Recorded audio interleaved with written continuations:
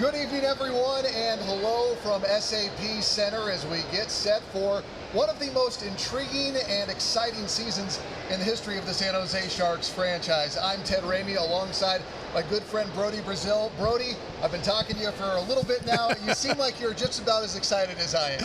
I mean, it's opening night, and for every team across the league, it's that fresh slate, it's that clean approach. You're optimistic about training camp, and then a couple weeks into the season, we'll recalibrate, we'll readjust, but tonight we're just going to enjoy tonight. And I know we've got a lot of deep discussions about this team, this season, the roster, who's in, who's next in line, but I feel like tonight, if we can also just separate opening nights. How many of these do we get? One every year, and how many years do we get? Not as many as we'd like, so enjoy this. No, when they ask me my birth date at the store now, it gets a little bit farther and farther away every single year. Not to suggest that we don't have a lot more opening nights left, but you want to take advantage of every single one you get, so very, very happy to be here tonight. I'm going to ask you a very, very big question right off the bat here. And we touched on a number of these topics on our Broadcaster Roundtable, which is available on the Sharks Audio Net podcast on demand, as I give that little plug there. But nice. Me, you, Drew, Dan, Randy, Noli, we all sat down and talked about big picture things this season. Let me know one of those big picture things that you're thinking about that you'll be looking for when you watch tonight's game. I think on the widest scale, Ted, like if I'm even looking at this whole entire season from the first night to the final night, whenever that is, this team just has to take an appropriate step this year, whatever that is, to get them ready for playoffs eventually. Now, I know I've already talked about playoffs, and I'm not even suggesting that that needs to happen this year. We've watched sports. We've seen teams surprise fan bases. Like, they're ahead of schedule. That would be a great thing if this team is ahead of schedule, but I'm not even trying to put that on them. What I'm saying is that that's the first step for this team. Eventually, you want to get back to a 500 type points percentage in production, and that's part of this too, but I look at this as a 2-year plan. You're obviously trying to get back to a postseason type team, and I'm not putting that pressure on this year, but I am saying, like, opening night of next year, that's probably going to be in our conversation. So whatever it takes this year to make sure that at the least that's happening next year, I think that's what this year's all about. So is it about taking a step forward in late game situations? Yes. Is it about seeing enough of Dickinson or Misa or Colin Graf or Askarov, to be stable NHL players, and they're going to be here for a while? I think those are the questions that you want to answer this year. And then it starts tonight, but we're also not going to get that answer tonight either, you know? No, but we've been dying for talking points. I think all summer long we've been looking at the acquisitions. We want to see what a guy like Jeff Skinner can do. We want to see what Celebrini and Smith look like in year number 2. We want to see more of that evolution from William Eklund, because he had those periods where he came up for the max number of games, went back to Sweden, played with the Barracuda, but then, has finally showed incredible growth these last couple of years. I think William Eklund, in terms of all the young prospects, is maybe the one, Brodie, that gets a little bit buried, but we probably should talk a little bit more about, because the growth that he is showing is exactly on the path that we all hoped it would see, and he took a big step last year, and I think he's on the precipice of taking an even bigger step this year. He's the OG of the pipeline, right? Like, he is the first player. If you think about the rebuild, what's the ground zero of the rebuild? At this point, it's William Eklund. I also found it refreshing last year when I talked to him about, hey, so when you went back to Sweden after the Sharks gave you nine games your rookie season and you went back, you can tell me now that you were upset with that, right? Because you didn't really say it back then. Young guy, didn't want to show anybody up. Of course not. But competitively, like, that's what you want. And I bring that up to also dovetail onto the conversation I know we'll have about Misa and Dickinson, and they're kind of in that same scenario. They get 9 games and a look, and then it's either stay or go somewhere else. I think the Sharks of this year might play those 2 players differently. Obviously, neither are expected to be in the starting lineup tonight. But I think you have to look back at William Eklund's success and remember that they gave him time. They gave him space. They didn't rush him into this, and here we are, perfectly happy with his trajectory of last season and what we expect of him this year. So you got to remember that patience always wins, but patience is sometimes so hard when I want to buy a 77 jersey or Sam Dickinson stole my number 6. Like, I want to see them out there tonight, but I get it. We got to be patient. One of the guys that bridges the gap from a previous generation of Sharks to the new era while wearing an A on his sweater is Mario Ferraro. I want to start that interview that you have in a second here, Brodie. Yeah. Just give me a little bit of a setup here. Tell me just your impressions from Mario as you did talk to him at the start of training camp this year? You know, wearing a letter on his sweater last year to also getting the permanent role, but it's weird. He's not going to wear it as much, right, just on the road games this year. But I think leadership is we'll see him talk about here. Now, when you watch this interview, just know this is before he officially knew he was part of the leadership group. So he doesn't know about this yet, but you can already sense how he's directing his season, his future. He wants to be a leader. Like, he came into this team as one of the young guys and one of the louder guys and one of the more prominent voices in the room, just in terms of volume. But he wants to transition that. He wants to, like, literally pay it forward to the next generation of young players. So just know, as you watch this, he doesn't know he's wearing an A this season, but the way he's talking, like, you can tell that's what he wanted. All right, let's hear from Mario Ferraro, who spoke with Brodie earlier in training camp. So a lot's been going on, but it's been all good things. Yeah, we spent, like you said, we spent the time in Florida. Yeah. Came back here early to get ready to have a baby, and now she's here, and now we're getting adjusted to things, getting ready for the season. Right, it's a big season. Yeah, so it's exciting times. A lot of things happening, but good things. Absolutely all great things. When you look in the mirror these days, do you see a totally different person from even a year ago and even a handful of years ago when you came here as a Shark? Yeah, for sure. I mean, yeah. Obviously, right? Yeah, I was single when I came here. I was only 20 years old. I wasn't even legal to, partake. To partake. So a lot of things have changed, but that's life, and that's the beauty of it, and it's been a lot of good change, which I'm very grateful for. So I'm happy to be where I am today. We can all have our thoughts and observations, but as a hockey player, what's the biggest way you have evolved in your time here and matured in your time here? It's a good question. The biggest, I think I've just grown more. Are you referring to hockey alone as a player? As a player, your skill set, your abilities, okay. So or maybe even as a person inside the room too. Yeah, could be that. Yeah, inside the room, I came in here as a young guy, looking up to all the older guys I was surrounded by, a lot of legends that I was surrounded by, and now I feel like a lot of the opposite. I feel like I'm a guy that a lot of these young guys coming in look up to. We've had especially a lot of young defensemen coming in that are going to be that are going to have bright futures, that have looked up to people like me. Whereas when I came in, I was looking up to people like Brent Burns and Erik Karlsson, which were the other defensemen, Pickles, Brendan Dillon, all these guys that I play with.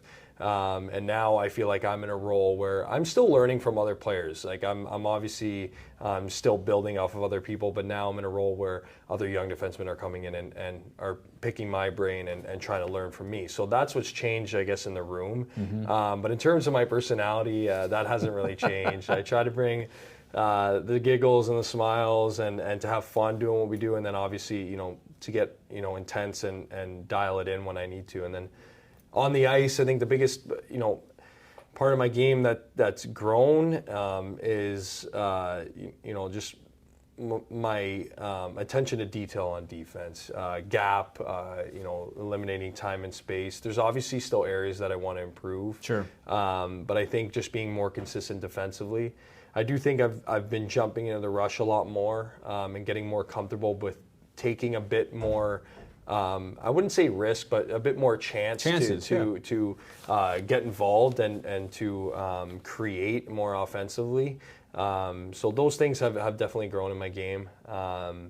But I think the overall consistency is the thing that's most important to me. I've always been able to do things well and have spurts of doing things really well. My biggest thing is to do it as often as possible. If we walk through the room downstairs, I don't know that there's somebody here that's been around longer than you. Is that right? That is. I'm coming to that realization pretty quick. Everyone that's in the room right now. Longest tenured Shark here. Yeah, which is crazy. Is there some responsibility that comes with that too? Do you feel that way or not? Or is that just a fact? I feel like it's something I'm proud of for sure. But it's definitely. I don't know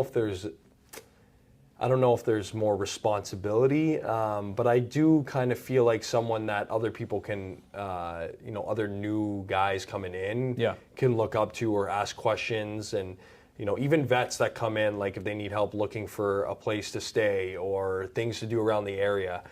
I'd consider myself, I hope other people agree, I'd consider myself most familiar with San Jose because I have been here the longest. So for sure. There's a sense of responsibility on that end for sure.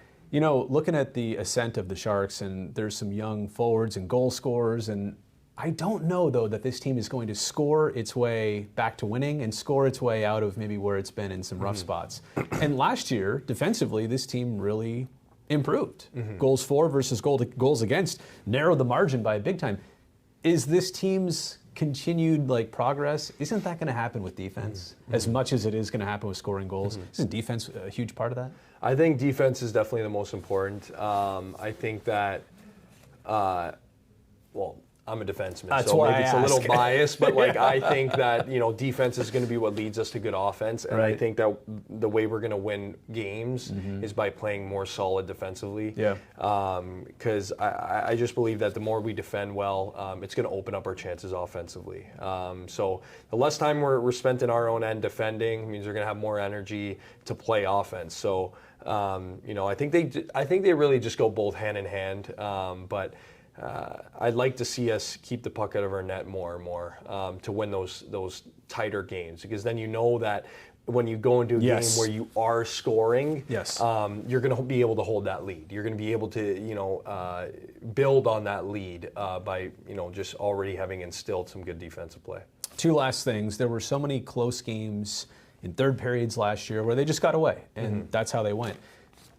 Isn't it safe to say that the Sharks team this year, if you talk about finding a way to win or learning how to win, you want to find yourself in those same situations as you were last year? Tie score after 40, whatever, a close game into the third period, so that this team can have that experience of learning how to win a game. You want to be put in those same situations again. Yeah, I mean, I think a lot to do with learning how to win is knowing how to lose, and we figured that we part have out. learned how to lose, and so now going into these games, it's up to us to now recognize the things that we did in previous years and previous games that didn't help our case and led to us losing a hockey game, and don't do that. So we gotta, as much as we have to figure out what to do, we have to know what to cancel off, because it's obviously. It's a mindset too, going into games like that, and feeling confident is very important. Having that maturity to, go into a third period and feel confident that you're going to win a hockey game is really important. So I think the more knowledge we have in general, and the more experience we have, is just going to build our confidence. So, it's a combination of both. We got to figure out what to do, and I have no doubt about that. We had such a young team last year, and our young guys are learning, and we're going to learn and make a change from what we've done last year. We're back at SAP Center as we get set for Game 1 of one of the most highly anticipated seasons in Sharks franchise history. Ted Ramey, Brodie Bazile. And Brodie, one of the things we were talking about was the fact that there is no Dickinson, no Misa in the lineup tonight. The way that I'm looking at this is I think that there's a couple things going on. The first one I'm looking at is this is a heavy, experienced, highly talented Vegas team. This might not be the best way to, kind of landing dip your spot toe in the water of the NHL. Yeah, I get it. I'm sure that went through Ryan Warsofsky and his coaching staff's heads.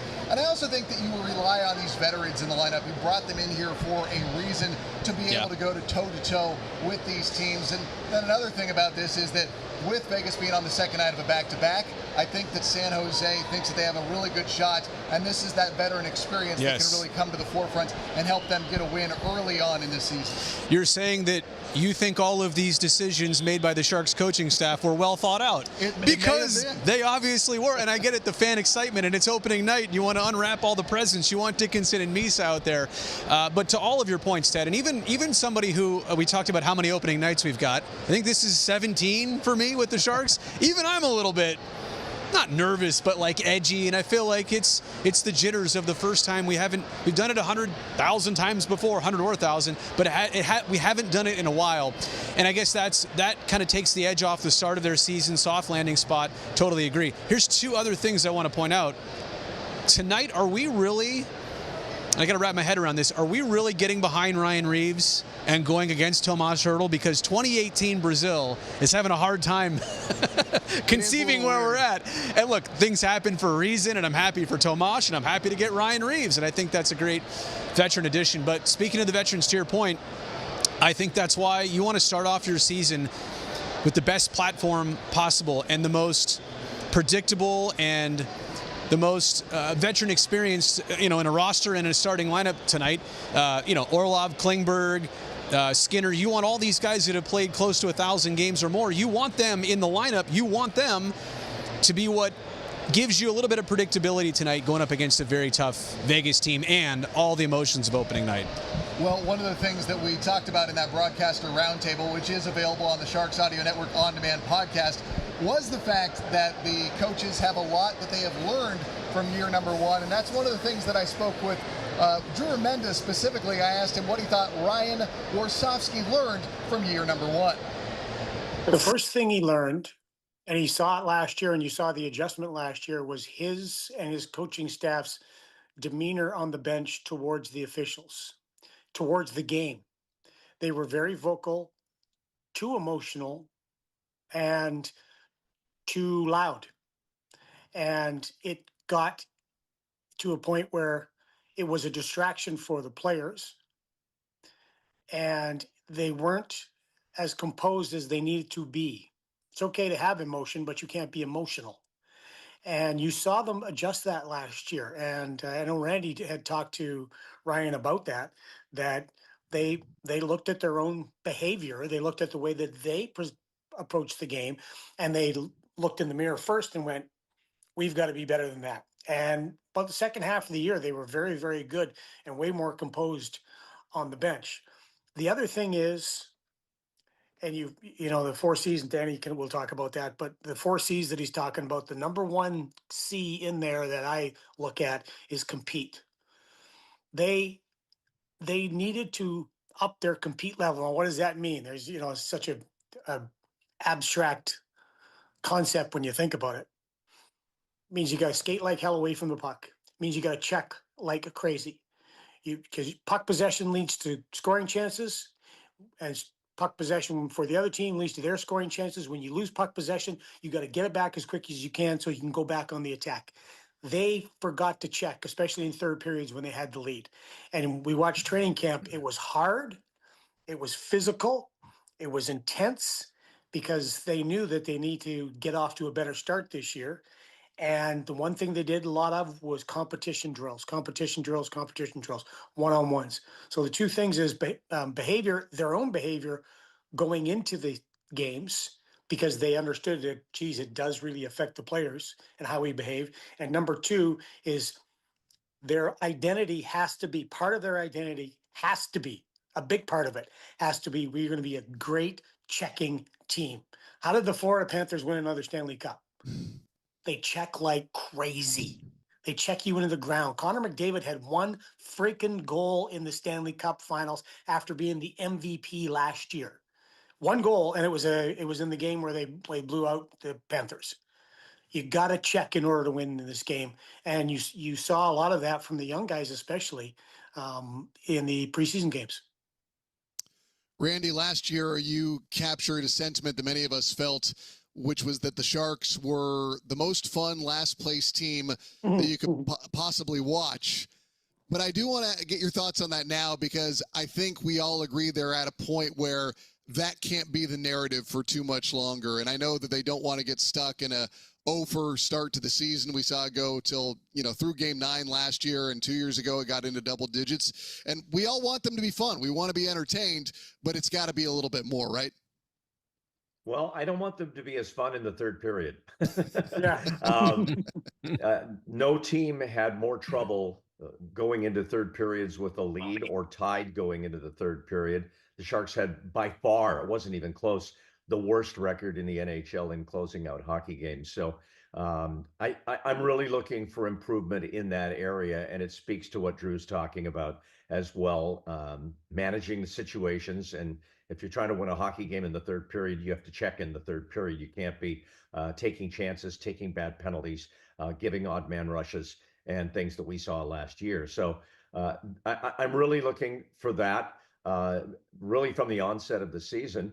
And again, to what you just said, Ted, a good start. And I don't know what a good start means, but I would think that you'd want to come out of October with points. The last 2 Octobers, it's been for October pretty much.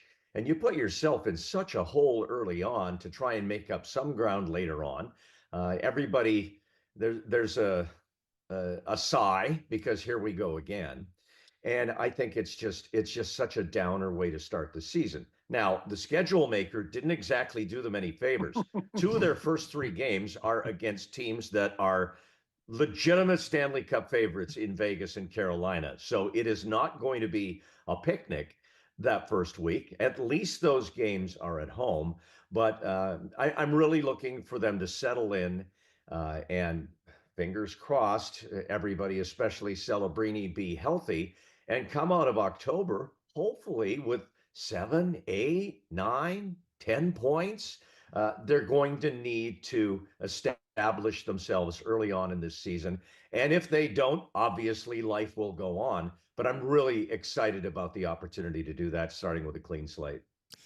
Dan, I want to ask you if any other player in recent memory has had as much pressure on their shoulders that has been placed on Macklin Celebrini, where everyone knows that he has to be at the vanguard to dig this team out of where they've been the last few years. I know we can make comparisons to a Connor McDavid in Edmonton, Jack Eichel in Buffalo initially, and it obviously didn't work out there as he's a Vegas Golden Knight now. Who is the comparison for what Macklin is currently handling, and is he up to the task of handling it? I don't know exactly who to compare that to, but I'd suspect you take a look at where Sidney Crosby was when he was drafted first overall. The Penguins were a total last-place team. They were going in a situation where they were trying to rebuild their club, and all he did, Crosby, was become one of the greatest players of this generation. That's the pressure that's on every first-round draft pick overall. I'd say, though, that the pressure on Celebrini is probably a little greater than Owen Power or Alexis Lafreniere in recent years, and probably closer to McDavid and Crosby. Part of it is because the performance that he had, what he showed, that he was a great 3-zone player, that he had all of the aspects and all of the qualities of not only a franchise player, which some of those other guys could be, but a generational player. And so I think he accepts that responsibility with calmness and with enthusiasm, and I think that's part of what's going to help the Sharks get to where they need to be. Welcome back. We're at SAP Center, and apparently even here on the Sharks Audio Network, apparently we can too have audio problems. The best laid plans of broadcasters and mice sometimes, as it were. But Brodie, I wanted to ask you, when we look at the entire year and what we're hoping to see from the Sharks, the easy comparison is to say we want to see what Anaheim did last year and take that jump from being, around the 20-ish team or 20-ish win mark and getting up closer to the 30s. Even if that's not a playoff spot, do you still feel like you'd be happy with that type of growth when all is said and done? I think it matters the standings at the end, right? How many points you've got, if you're even thinking about contention of playoffs at the end of the year. But I also think individually, Ted, aren't we looking to make sure that the next group of young players, that they belong here, that we've timed them out the right way, that if they're not ready, that's fine, they go elsewhere, but if they are ready, that we're trying to foster that growth. And I just want to say, last year was so much about Mac and Will, right? And they were the new thing, and it's not that we don't care about them. We will still be enjoying everything they do and their next steps. But I think if you're really a good Sharks fan, you're going to take your attention and twist it a little bit and look at an Askarov and look at a Colin Graf, and maybe when a Luca Cagnoni gets a call up and see how he does, a Regenda, an Ethan Cardwell, and I could go on with all the listed names, a Quentin Musty. I mean, here we go. But when they all get these chances to see how they do and how close they are to being here all the time, the closer we can get to that, it's not a matter, again, of if anymore. It's only a matter of when. And I feel like that's what we're trying to gauge is the win of this, not the if. So again, points, standings, yes, means something. Again, I'm still on the 2-year plan, but I'm more interested in the individual development of players this year.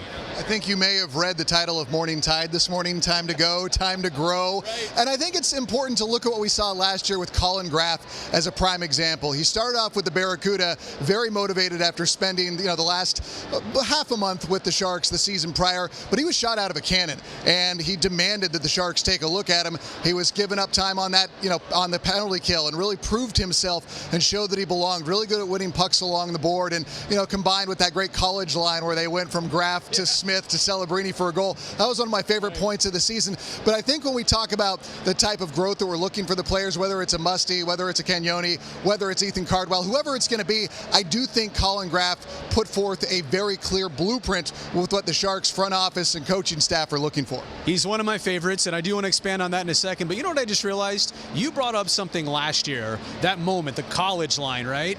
And I forgot about that until you just mentioned it. And I'm realizing, like tonight, we get to start writing new chapters of Sharks history, big and small, tonight. Again, like the story continues. The story went a little bit dormant besides the draft and besides development camp. But again, we get to write some new chapters starting tonight.